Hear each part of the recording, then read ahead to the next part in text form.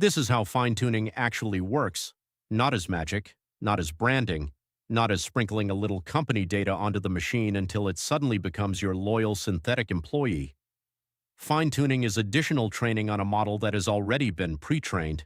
That is the clean version. The less clean version is that you take a general-purpose model and continue adjusting its weights until it develops a more specific set of habits. A base model has already learned broad patterns from massive data: language, code, structure, style, facts, reasoning shapes. The thousand small ways humans avoid saying what they actually mean. That broad training makes it flexible, but flexible is not the same as specialized. Maybe you want the model to answer like a customer support agent. Maybe you want it better at legal clauses. Maybe you want it to classify insurance claims, write in a particular brand voice, handle medical terminology, or stop sounding like a polite intern who swallowed a style guide. That is where fine-tuning comes in. You prepare a smaller, more focused dataset.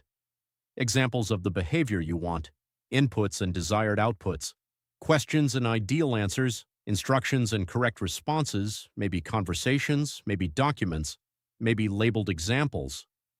The model sees those examples and keeps training. It makes predictions. The system measures the loss. Then the weights are adjusted so the model becomes more likely to produce outputs like the examples. Same basic training ritual: predict, measure, adjust. But now, instead of learning language from the whole world, it is being shaped toward a narrower purpose.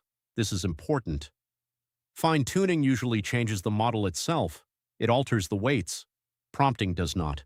Prompting gives instructions at runtime. Fine-tuning changes the model's tendencies before runtime. A prompt says, "For this answer, act like this." Fine-tuning says, "From now on, you're a little more like this." That does not mean fine-tuning teaches the model a perfect private encyclopedia.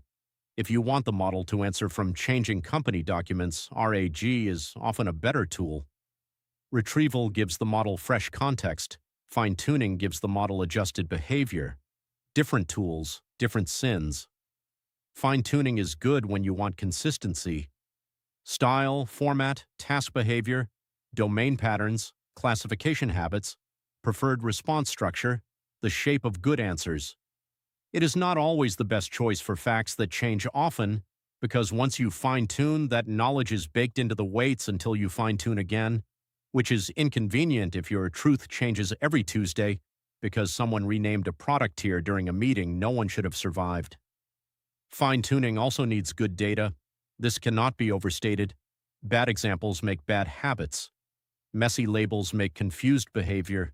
Inconsistent instructions produce a model with the personality of a committee memo written during a fire drill. The model learns from the pattern you provide, so if your dataset is sloppy, the fine-tuned model will be sloppy with a sense of purpose. There are also lighter ways to fine-tune.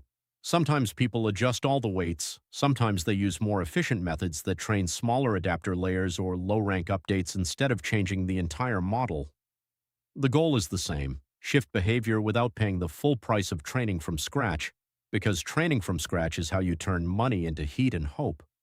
Fine-tuning is the cheaper cousin, still serious, still technical, still capable of making things worse if done badly.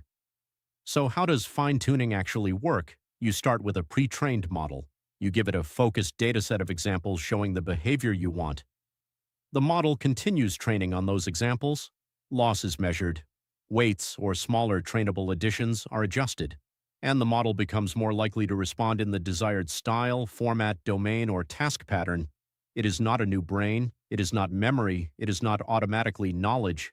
It is behavioral pressure applied through additional training, a way of taking a general machine and bending it carefully toward one job, which is useful, dangerous, and exactly how humans have handled employees for centuries.